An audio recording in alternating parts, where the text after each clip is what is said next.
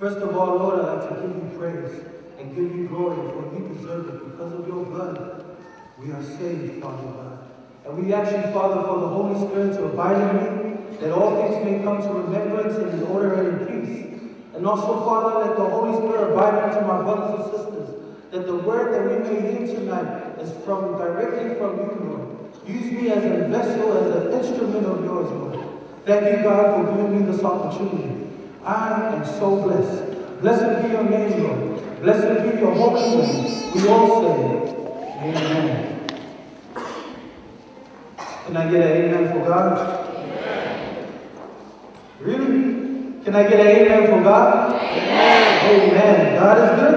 All the time. And all the time? God is great. Amen. Now, I'm just going to say a little story, just to begin the sermon. But I don't want this to be just a sermon. Every time I'm up here, it's an opportunity for me. And it's for me to say, this could be my last time I'm able to preach to you. Amen? So this is a story. This happens all the time. Now there was this one time they were having church. And the minister, he was like, if you love God, if you want to go to heaven, stand up and say amen. And everybody stand up and said amen, except for this one man who was sleeping away. And then the next Sabbath came. And he goes, okay, I'm going to try louder. Everybody that wants to go to heaven and loves God, stand up and say amen. And everybody stood up, except for that one man just sleeping away. And he goes, okay, next Sabbath came. He's going to try something different. And he goes, if you love Satan and want to go to hell, stand up and say amen.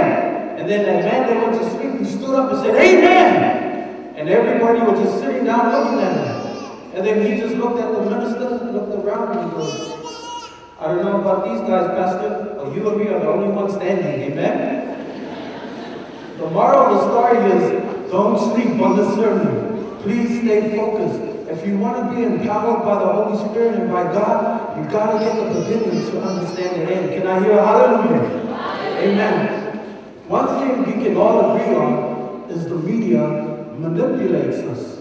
The media molds who we really are. And we get so confused that what type of person we should be, because we get all these different types of products and the media showing these profanity things and all these sexes and females and males. And everything is through the media.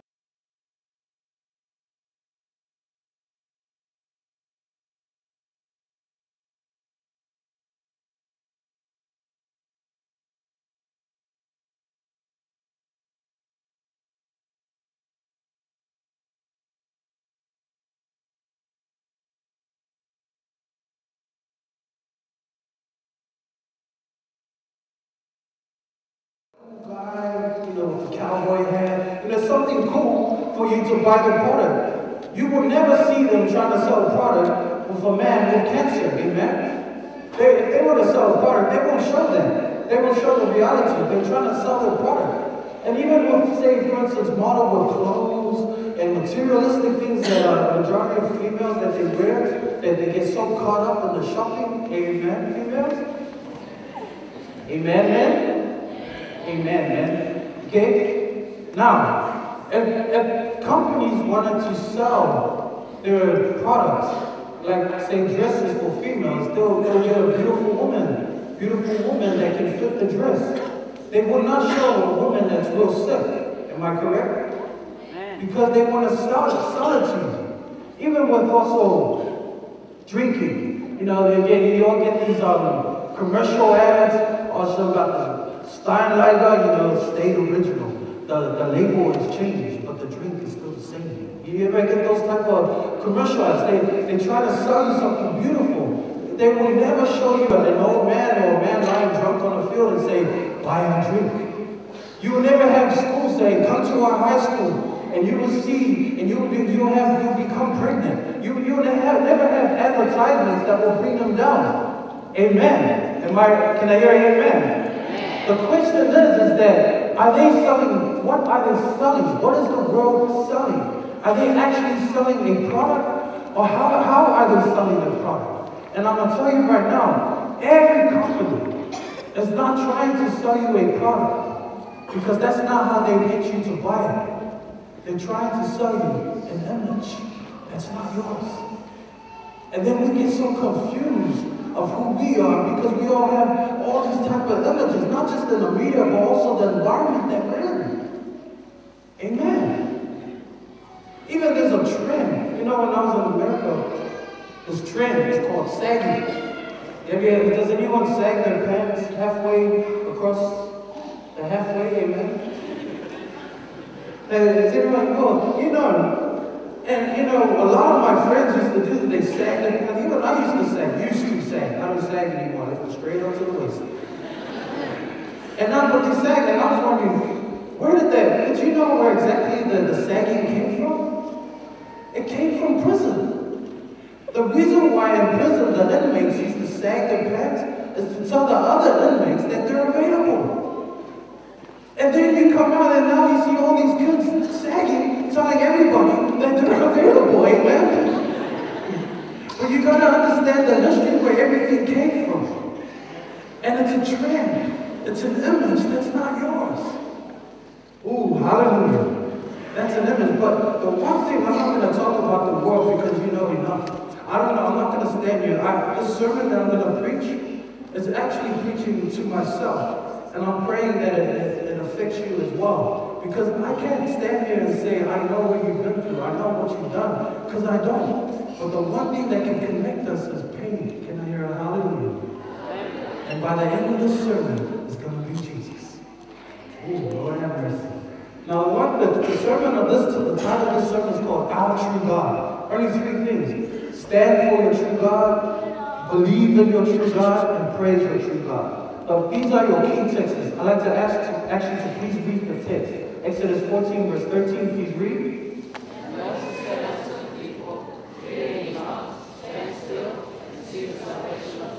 See, they were leaving Egypt, and they were stuck in the corner by the Red Sea, and Pharaoh and his soldiers came to destroy them. So they were really scared. And Moses said, fear ye not, stand what?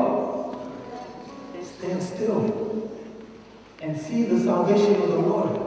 Your fight is to stand still, stand your ground. Watch this. In 2 Chronicles 20:15, it says, thus saith the Lord unto you, be not afraid nor dismayed by reason of great multitude, for the battle is not yours but who? God's.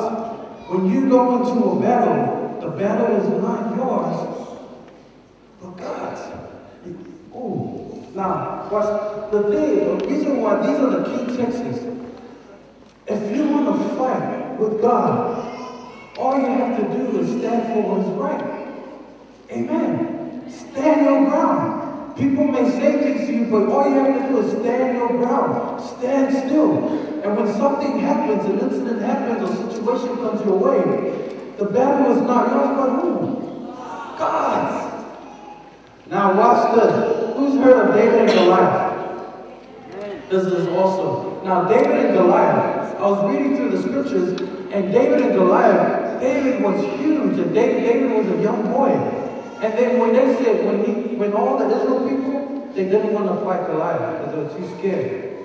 And David came along and he said, who is this uncircumcised Philistine that defies the Lord thy God of Israel? Now think about it. He didn't say, who is this Philistine? Amen? He even named him. Who is this uncircumcised Philistine that defies the Lord thy God of Israel? A young boy. And then, when he came to fight against Goliath, we all know the story, but I love the scriptures. I may be a nerd, whatever, you may call me a nerd, or whatever, amen? This is what happens. Goliath was huge. David was a little boy. He grabbed 5 stones. And then he grabbed the smooth stones, he put it on the sling, and this is what was, once they came to fight, Goliath was like this, walking. And the Bible says he was walking towards David. And David ran towards him. Amen? Goliath, a huge guy, was walking in defense. David was running for an attack because he had so much anger or fear. He was so furious that someone can stand and defy his God. Now, what is this momentum? What is this method that he has? What is this feeling that he has that one man out of hundreds and thousands of people could not do? And then I found another scripture, another boy named Phineas. Now, Phineas, I don't know, none of you know this, but Phineas was Aaron's nephew. Okay, that got you away, amen? Now, the thing is that they're almost at the promised land, and the Israel people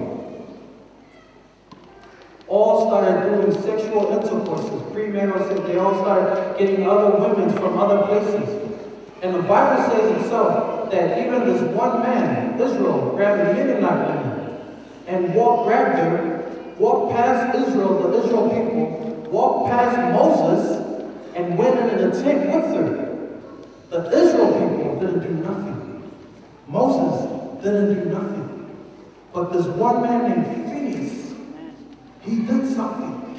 He went in, this is crazy, he went in, grabbed a spear, and thrust it in the back of the man into the belly of the woman. And the Bible says, right here, and the Lord spake unto Moses, saying, Phinehas, the son of Eleazar, the son of Aaron the priest, hath turned my wrath away from the children of Israel, while he was zealous for my sake among them, that I consume not the children of Israel in my jealousy. Amen.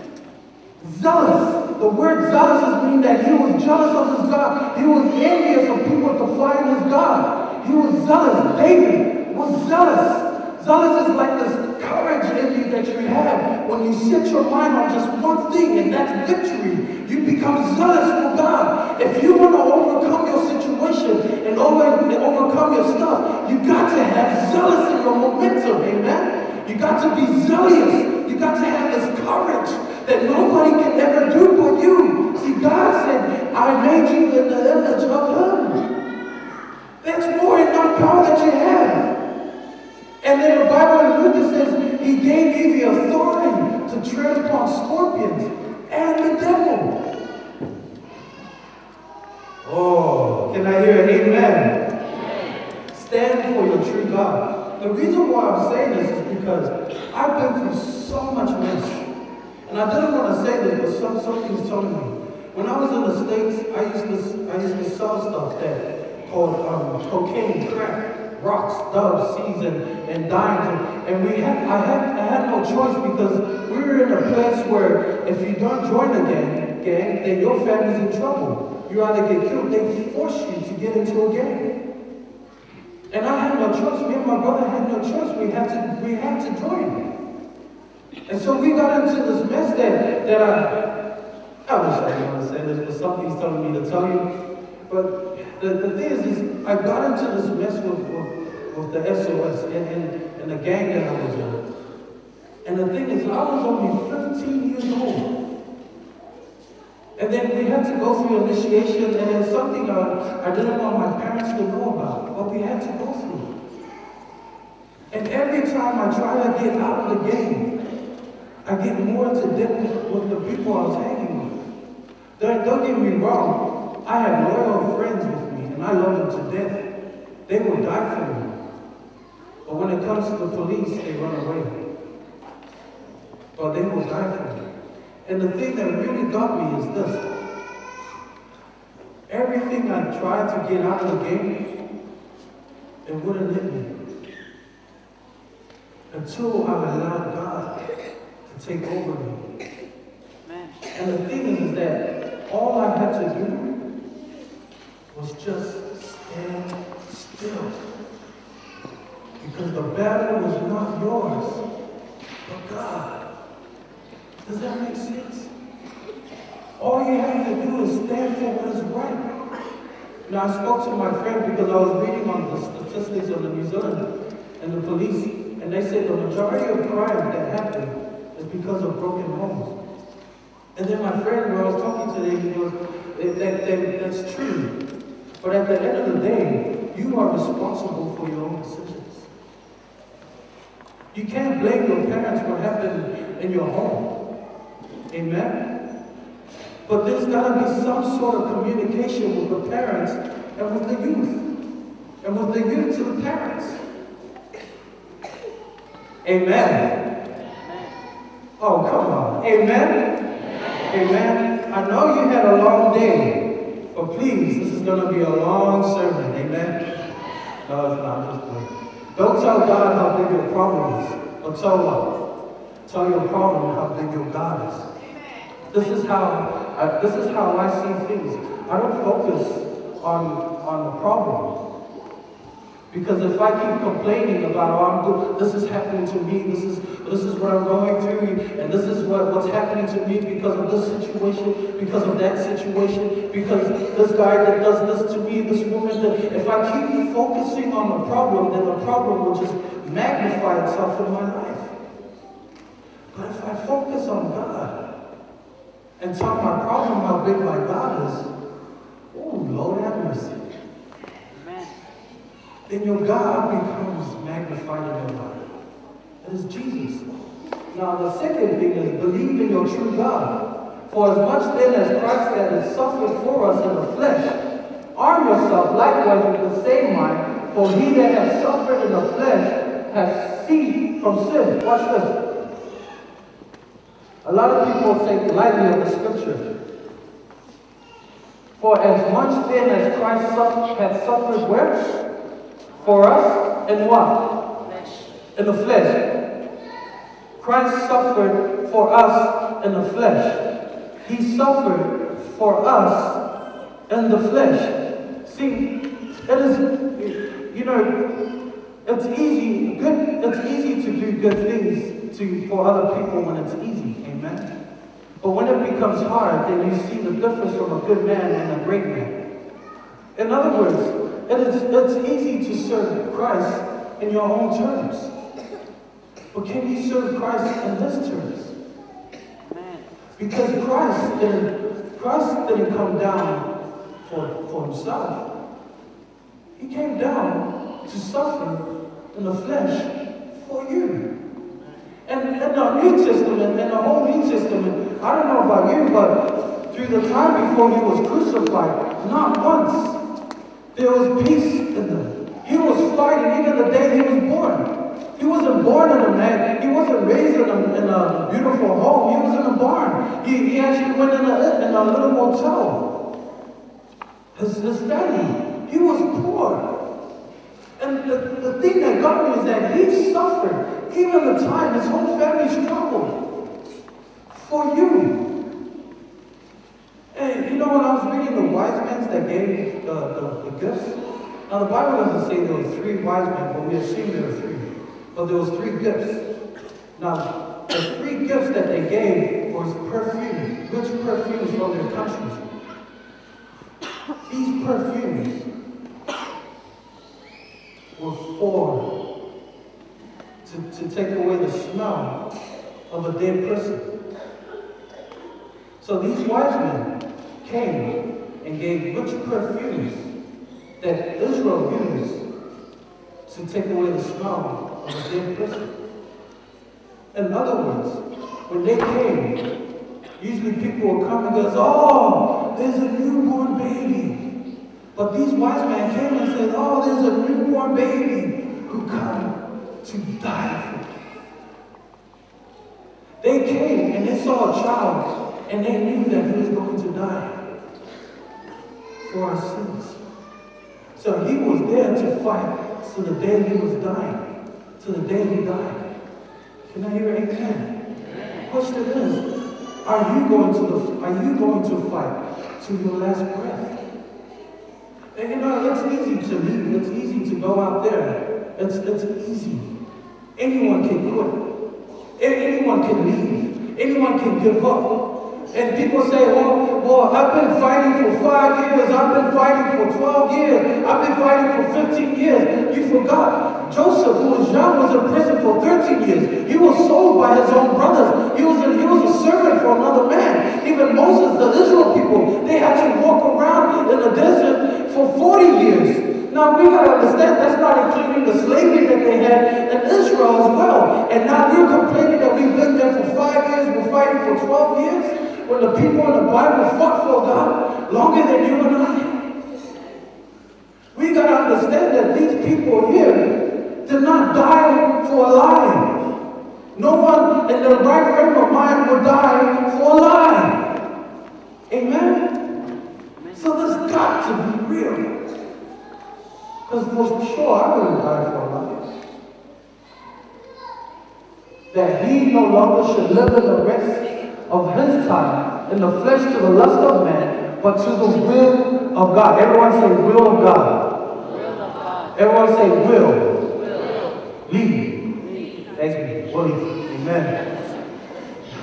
Okay, the will of God. What is so, see, it says the Bible, this is amazing. Did you learn that the Bible says that Jesus had no beauty in his appearance? Now, I want to clarify that right now, because I hear a lot of ministers, even one time I thought about it, but now it makes more clear. See, people say there's no beauty in Jesus' appearance, meaning that he's ugly. And I had to clarify this. My God is not ugly, amen? The Bible, I believe the reason why he wasn't so fine, he wasn't so beautiful, because he did not want to draw the attention of his appearance. He wanted to draw the attention of people what he said. And if he was so beautiful, and they say that there's no beauty in him, that means and people say, well, he's really ugly. Whether you're fine or really ugly, you will draw the attention of people. Is that right? Because if you saw an ugly person walking right there, you will turn your head and you will say, oh my goodness. No, she didn't come near me like that. You know, one of those things. You will know the more ugly you are or the more fine, women's head will turn, man's head will 360 turn. It will turn. So I believe my God was a handsome God, amen? Oh, he was good looking. He wasn't the most finest person in the world, but he was handsome to me. And that's how I see God. But the will, you got to understand the will. Because see, Jesus is 100% God and 100% man. He was born in the flesh. Did you know that Jesus was weak at one point? Oh, that got your attention. I'm not lying. Jesus was weak at one point. And I can prove it to you. The time he went to Gethsemane and he was about to be arrested, he prayed to his Father. And this is what he said. And he went a little further and fell on his face and prayed, saying, "Oh my Father, if it be possible, let this cup pass from me. Nevertheless, not as I will, but as thou wilt." He said, God, what I'm going through, if it's possible, take it away from me. He's asking God to take it away. Remember, that's his flesh talking right now. And then straight away, he said this. He went away again the second time and prayed, saying, "Oh my Father, if this be the cup, may not pass away from me, except I drink it, thy will be done." It is thy will. See, the devil can mess with your emotions, but he cannot mess with your will. It is your will that can push you forward. See, Jesus, from the time he was arrested, brutal and slain and spat at and scorched and poisoned, to the day he was crucified, it wasn't the flesh that couldn't intervene anymore, because he was relying on the will of God. If you want to go through your mess and go overcome your stuff, stop relying on your emotions and start relying on the will of God. Because if you are in Jesus, you will find healing, you will find peace, you will find redemption. And when Jesus is in you and you are in Jesus, then that's so powerful, because the Bible says, greater is he that is in you than he that is in the world. And no weapons formed against me shall prosper. And any tongues that put judgment on me, I shall judge. Can I hear a hallelujah? This means that when Jesus is in you, that light that is in you will shine through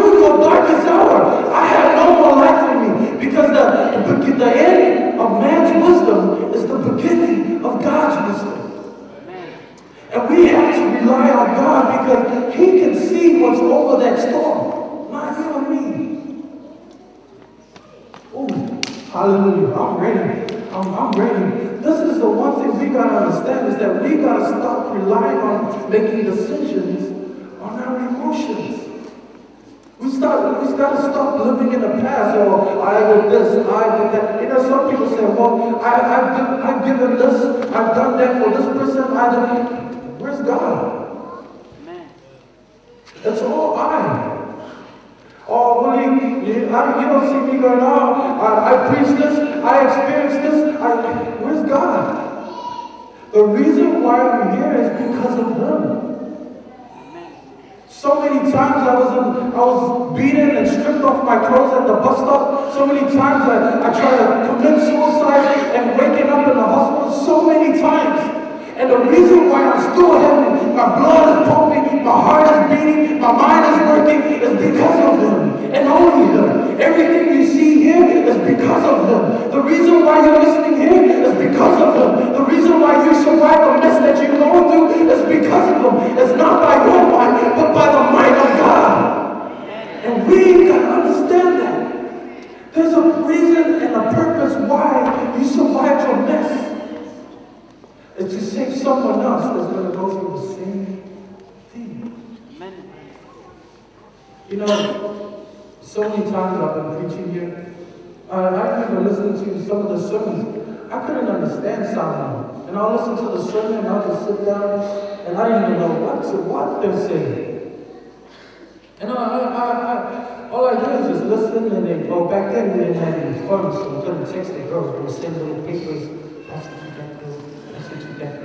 But that's how we used to do our text messages. I only come to church on Combine. I didn't want to, I try to keep my stuff, my mess, away from Sister. That was the only respect I could give to my parents. Because I didn't want to get involved with anything. And then I'll just come to church. I'll be sitting way in the back. And then slowly, I just keep coming. I keep coming. And I saw myself in front. I didn't know I'll be facing you. I never expected that I would ever be a minister. And I didn't become a minister because of the title. Your title cannot save me. My title cannot save me. Amen. But it's how you walk. Not just what you say on Sabbath, but what you're doing during the week is when nobody's looking. That's when it really counts. And that's how I preach to myself. How I stand for God and how I believe in my true God. Because I tell you right now, everything out there, my brothers and sisters, is nothing. Amen. All those things, those temporary satisfactions, get it. It's temporary satisfaction. It's not permanent. This God that I have, it's permanent. It's a complete God. It's what you need. The reason why you strive for something to fulfill that need in you, and when you try and grab these temporary satisfaction, you think it's fulfilling you, and then next minute you got it, now you want more, and then you want more, and then you want more, then all of a sudden you realize this is not what you want that fulfills you. It's because that's not the empty spot for temporary satisfaction. It's that for that empty spot to be fulfilled. Remember, we were complete in Adam and Eve with God. Once we sinned, we left. This big wall is sin. Stops us from our conversation physically to God. So that empty spot that you're trying to fulfill is your relationship with God. Can I hear amen? So Jesus is that will. That is your will. Where man's wisdom ends is where God's wisdom begins. Believe in your true God. The last one is what? Everyone please say it. Praise your true God. Praise your true God. Now watch this. This is so beautiful. I got this from a guy named Louis Giglio. And now I wanted to share with you because it's so important how big your God is. And this is how big your God is. The Bible says, let them praise the name of the Lord, for He commanded and they were created. He has also established them forever and ever. He hath made a decree which shall not pass. So everything that he created, he commanded them to praise. Things in the heaven, things on earth. He everything gives him praise. Praise the Lord from the earth, you dragons, meaning you creatures, and all the deeps, meaning the creatures of the sea, the dragons of the sea, the beasts of the sea, fire and hail, snow and vapor, stormy wind, fulfilling his word. Verse 12 it says, both young men and maidens, old men and children, let them praise the name of the Lord, for his name alone is excellent. Can I hear amen? His glory above the earth and heaven. So everything praises him. Amen. Did you know that stars make sounds? Amen. This is a Velaposa star. And it spins 11 times on its side per second. Okay. Amen? You probably think, okay, then 11 times. Spinning 11 times per second, you go, yeah, okay then. Well, you try and spin 11 times in 1 second. It's amazing. And this here is a frequency, a sound frequency. And this is what this Velaposa star sounds like.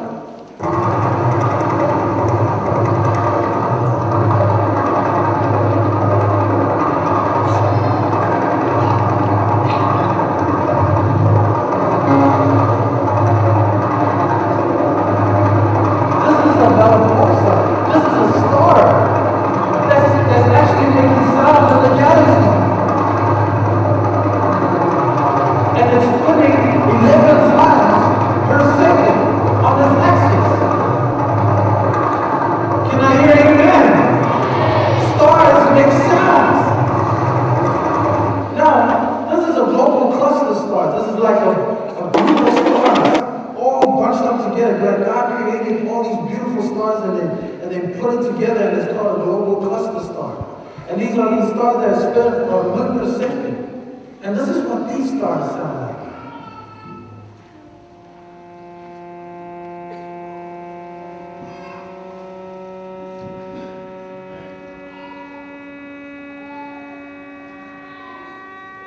Isn't that beautiful?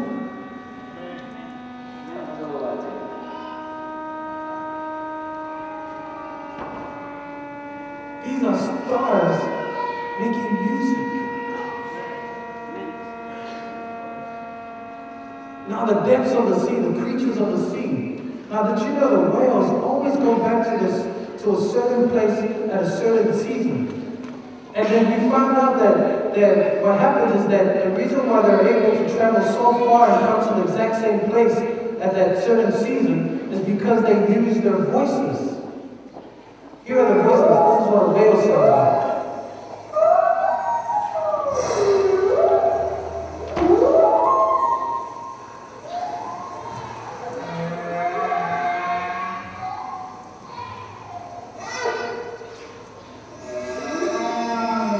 Their voices directs them to where they have to be, to their destination.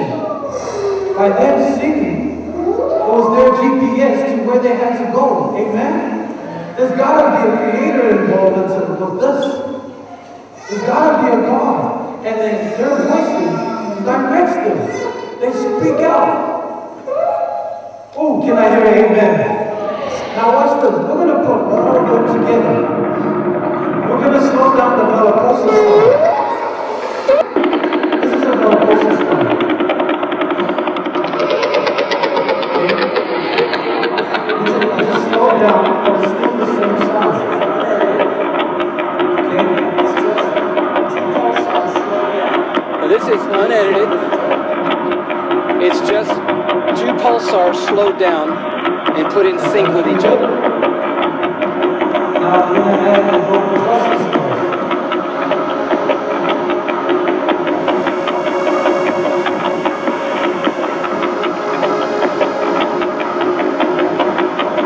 Please know that it's all of this. Well, isn't that a beautiful song? Isn't that a beautiful beat? Okay, here comes the words. Now we have the vocal cluster stars. We have the vocal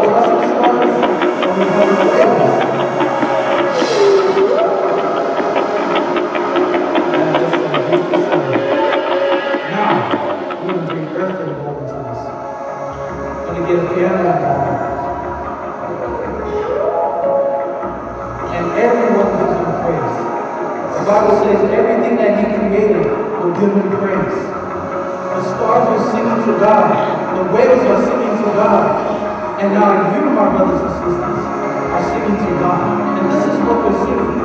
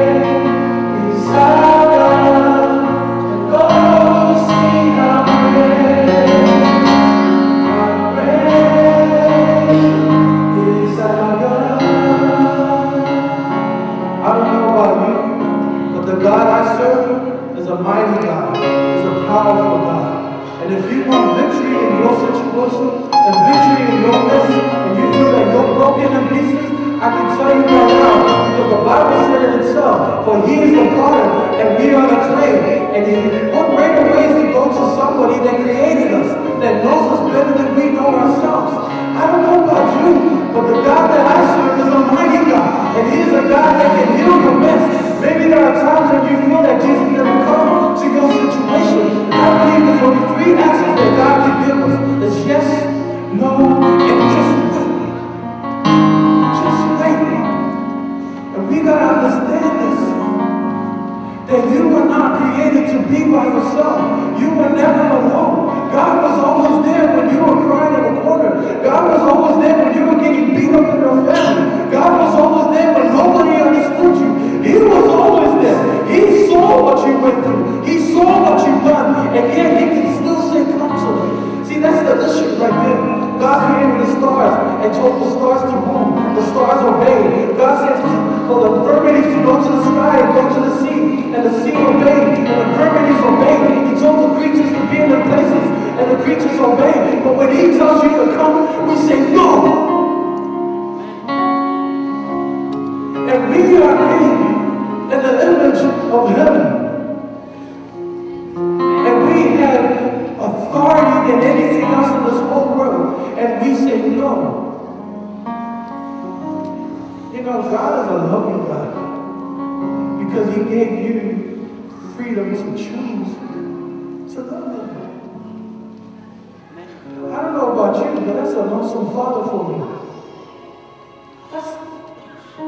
He didn't force me to come on him.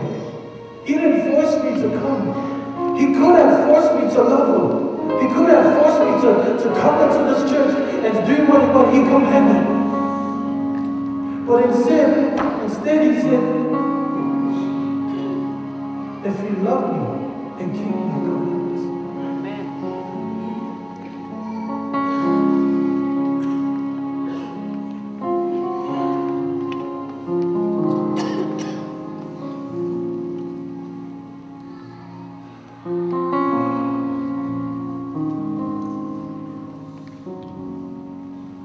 No. Some of these are probably thinking, oh, Willie, the things you say today, I can't do it. I can't see it. I can't see you drinking before.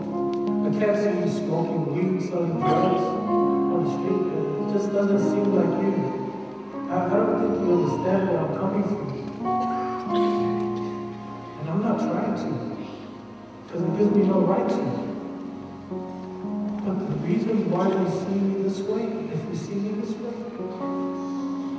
because the mess that I'm going through, the Bible says, his righteousness covers me. So I'm not perfect, but he's perfect. So I will rely on his perfection, so that I can strive to be perfected by his righteousness. So it doesn't matter what you went through. It doesn't matter what you have done. What matters now is what you do now. Are you going to live for yourself? Or are you going to live for him? I'm 34 years old. I have 3 girls. I live in a 1-bedroom unit.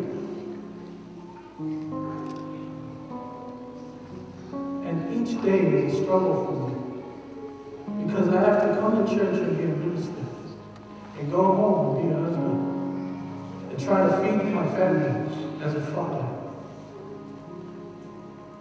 I have 3 people. What you see now is just a minister. When I go home, my wife sees a husband, and my children sees a father. And I have to do my best to become those 3 people.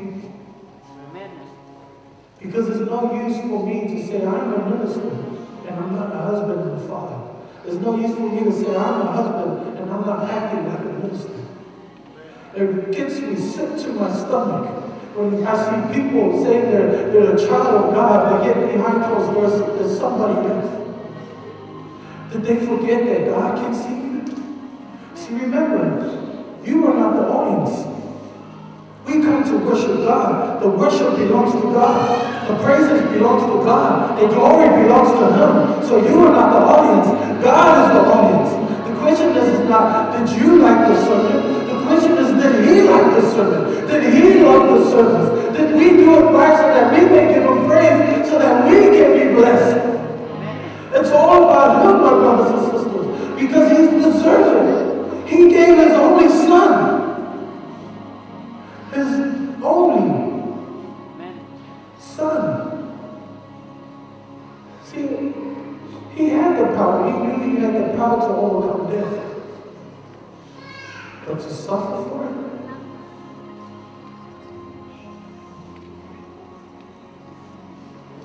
This is why I'm telling you right now. The Bible here, this is all real. It's not a myth. You're not making a broken record.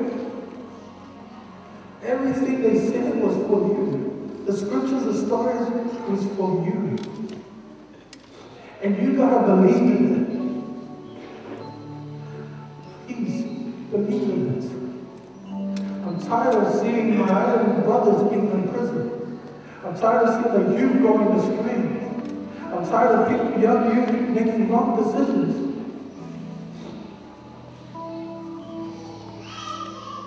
Because they don't believe in Him. You know that. I don't have to tell you that. You know. But do you believe in Him? I can tell you right now, this can be another sermon to you. You may be from another denomination, another church. But if you are confused on the simplicity on how to worship God, and use the whole thing, it's because you come to church and just become a seat in. You gotta move.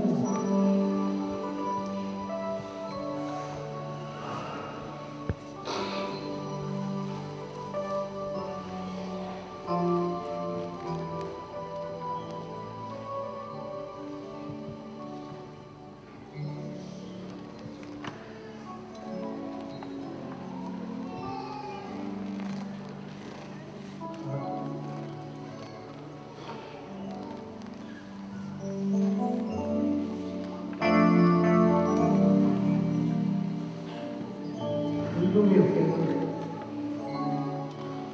Just one favor. I want you to go home and just look in the mirror and ask yourself, is this where you want to be? And you do that every day. I promise you, you'll start getting zealous for yourself. You'll start getting furious within you. The fire will start burning because you start hating where you are right now. And you want to